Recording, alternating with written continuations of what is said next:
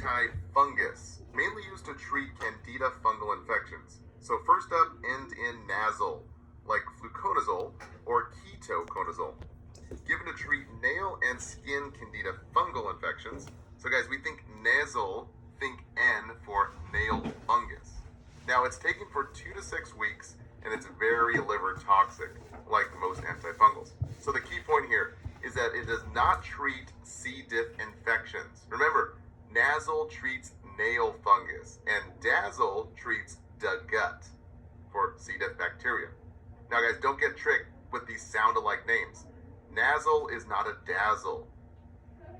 So metronidazole, like Flagyl, treats C. diff.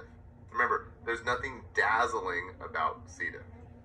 Now, amphotericin B is for serious fungus and causes serious terror on the body with lots of side effects. So, both HESI and ATI had questions concerning the adverse effects. And guys, renal injury is the biggest one, so write down these key points. A creatinine over 1.3 means bad kidney. And urine 30 mLs per hour or less means the kidneys are in distress. And oliguria, low urine, just another name for it. Now, nystatin is given to treat candida infections of the mouth, the GI, skin, and even vagina. Now, it's not to be confused with lovastatin, the cholesterol drug. Guys, this is nystatin. Now, the HESI asked about these key points. So guys, write these down. It treats oral candidiasis, or basically candida. Always shake well since it's a liquid suspension. And since this med precipitates at the bottom and usually causes unequal distribution. Next thing is inspect mucous membrane for irritation.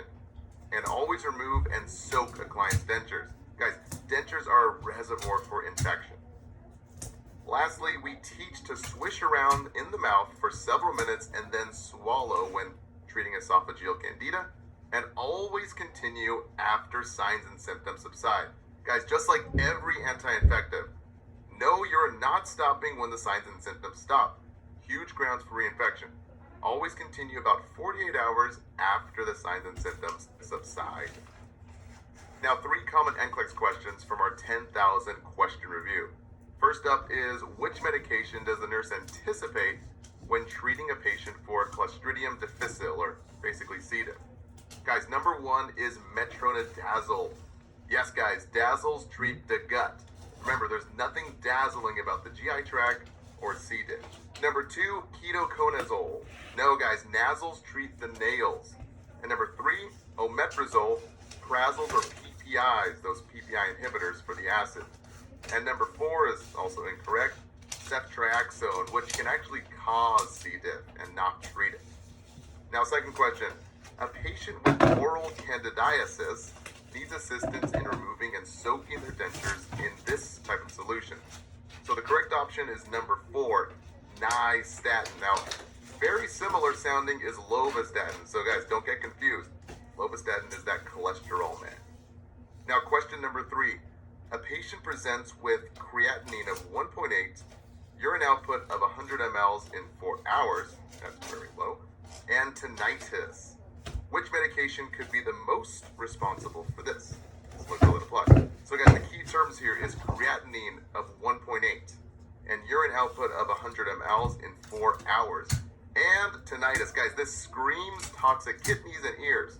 Remember here, creatinine over 1.3 means a bad kidney, and urine output 30 mLs per hour or less usually means the kidneys are in distress. So our most toxic drugs are amphotericin, which causes a terror on the body, and myosin. Again, not thromycin, just myosin, like vancomycin and neomycin.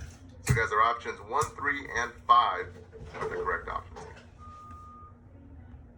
Now for antifungals, think antifungus, mainly used to treat candida fungal infections. So first up, end in nasal, like fluconazole or ketoconazole, given to treat nail and skin candida fungal infections.